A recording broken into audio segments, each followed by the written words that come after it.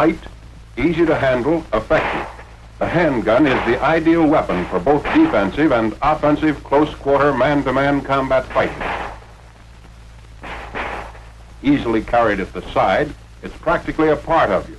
In spite of the weapon's light weight and compactness, a bullet smashing through only one of these white pine boards would be enough to seriously wound a man.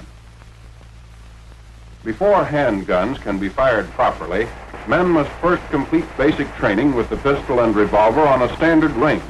Here, trigger squeeze, sighting and aiming, and other fixed and correct firing habits are learned.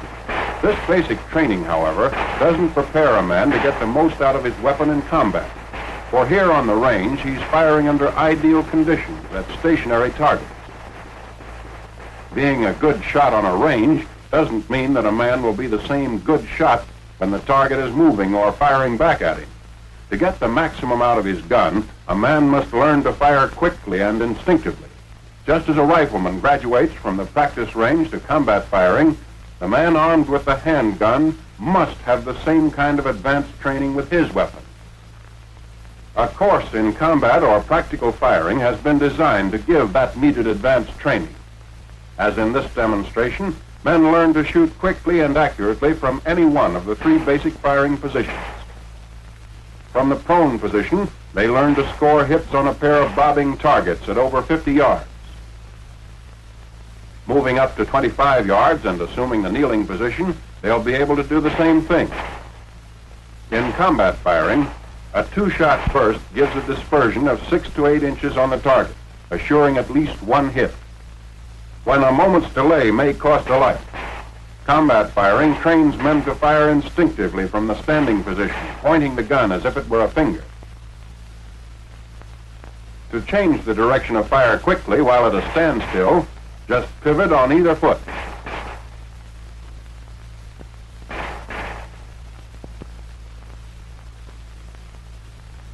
When moving forward, it may become necessary to change direction and fire from a walk if the target suddenly appears on the flank. This is combat firing, quick, automatic, and accurate. Now let's follow a small group of men who've just finished basic training with the pistol as they're taken through a course in combat firing. Safety precautions apply here too. The first thing you always do is inspect and clear your piece. When that's been done, you're ready to proceed. One of the most important things in combat firing is the correct grip on the gun stock. So we'll take that up first. Fit the pistol in the crotch of the hand and take a firm, tight grip on the weapon. The barrel should be in direct alignment with the forearm. So if you pointed your finger instead of the gun, it would be right on the target.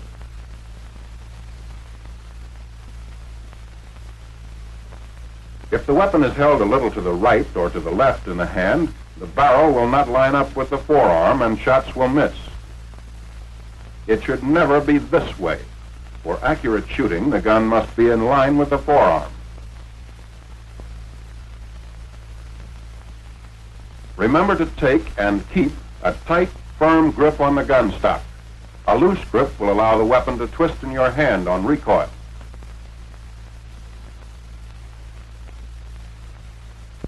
Keep practicing this rigid grip until it's done automatically. That's the way you'll have to do it when it really counts. Your use of handguns probably won't be limited to the pistol. Let's have a look at one of the revolvers used by the Army. The revolver is a natural pointing gun. When placed in the hand, it is directly on the target.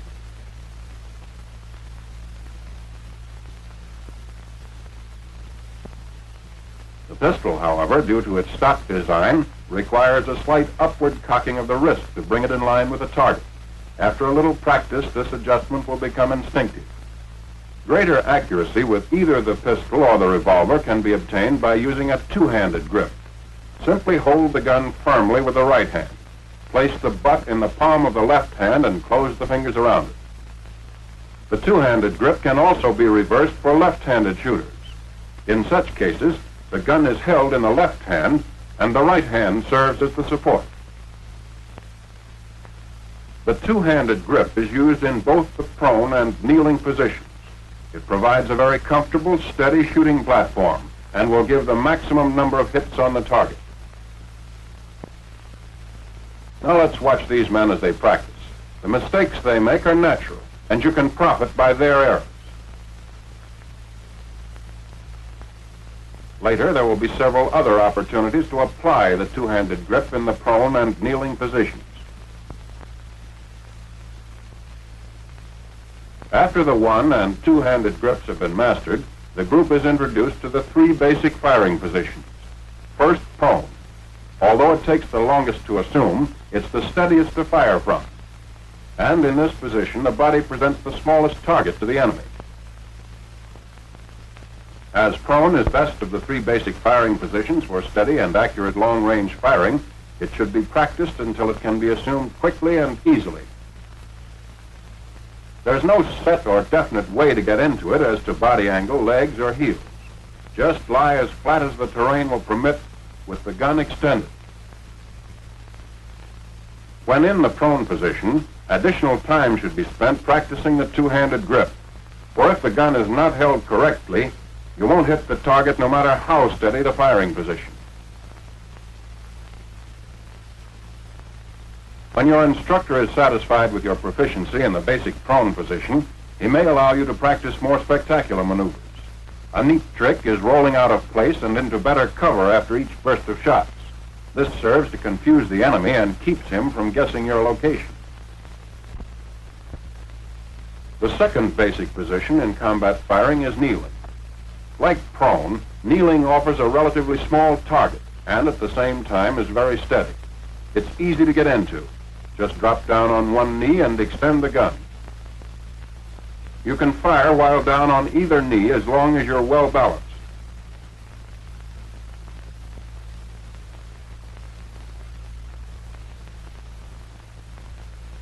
With practice and remembering to use a tight, firm, two-handed grip, you'll soon be able to throw your shots right where you want them.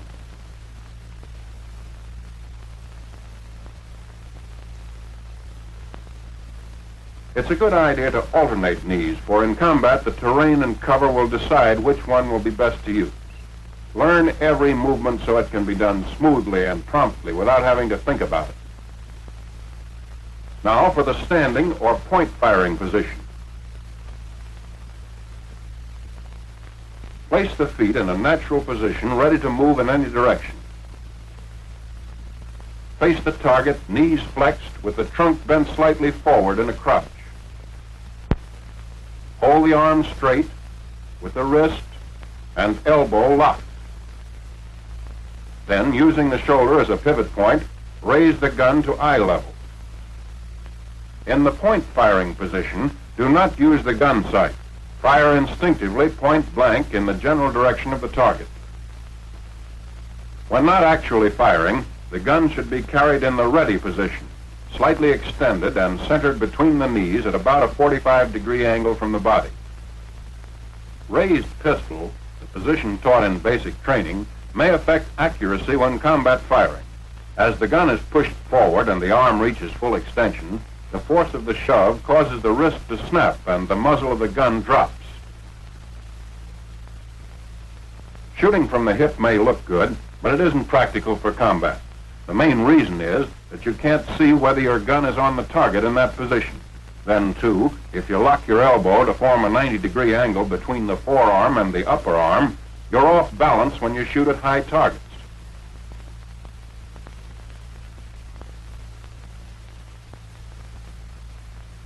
Point firing with locked wrist and elbow and pivoting from the shoulder will give the greatest number of hits. Here's an alternate position which some shooters find more comfortable. The elbow is held flexed or bent instead of being locked straight. Considerably more practice is necessary to master this position.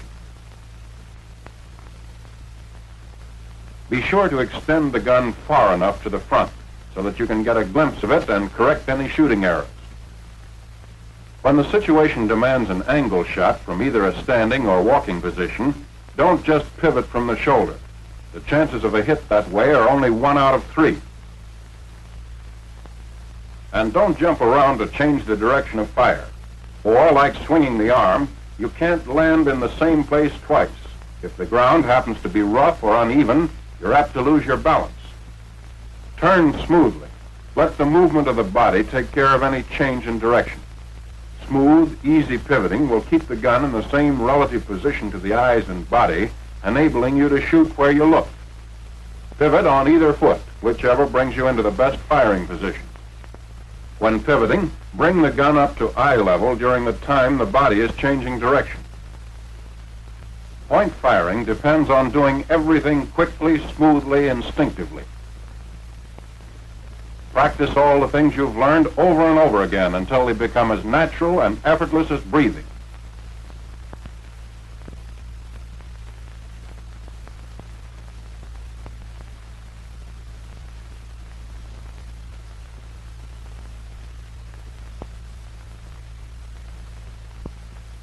Now let's see how these same men will do with live ammunition.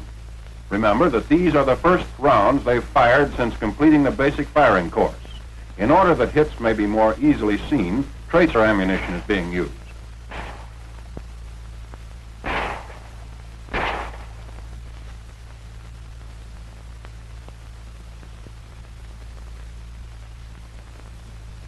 Each target appears for only a short time, so shooting must be rapid as well as accurate. A burst of 2 shots assures at least 1 hit.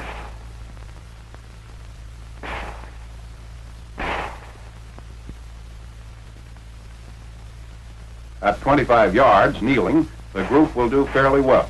Of course, some of the men will make natural mistakes, but misses are not far off the mark. Minor corrections will put these men right on the target in a short time.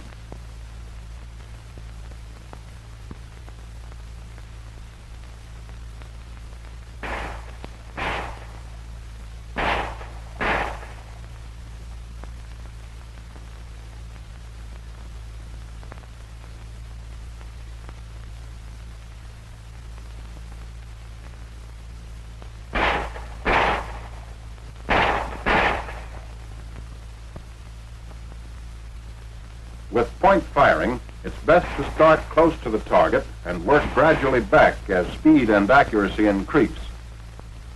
Watch this next man. After firing at the first target, he'll relax and change his grip on the gun, missing the second target completely.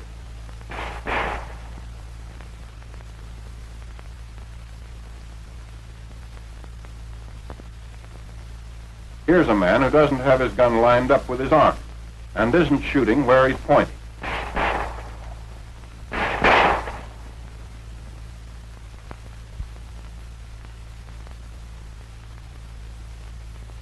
This man, however, is using a tight grip and has the gun aligned with his forearm. Result, hits.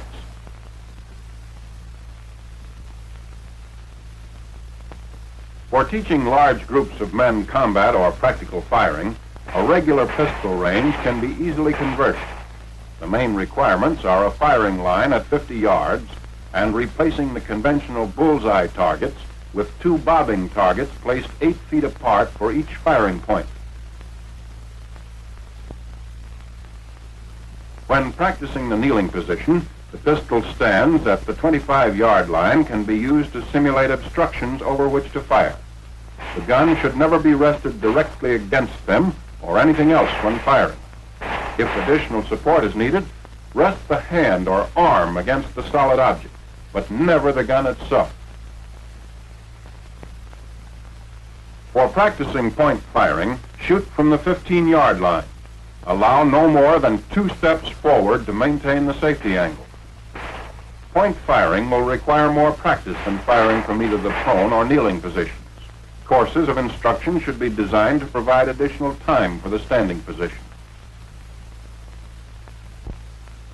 To test judgment as well as marksmanship in a realistic setting, Little Berlin or Tokyo installations may be used for small advanced groups.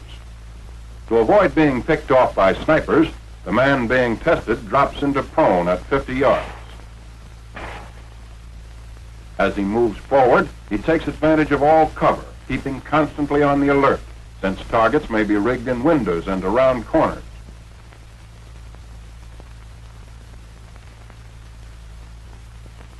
At 25 yards, the situation calls for the kneeling position. Ahead in the open, only point firing will be possible.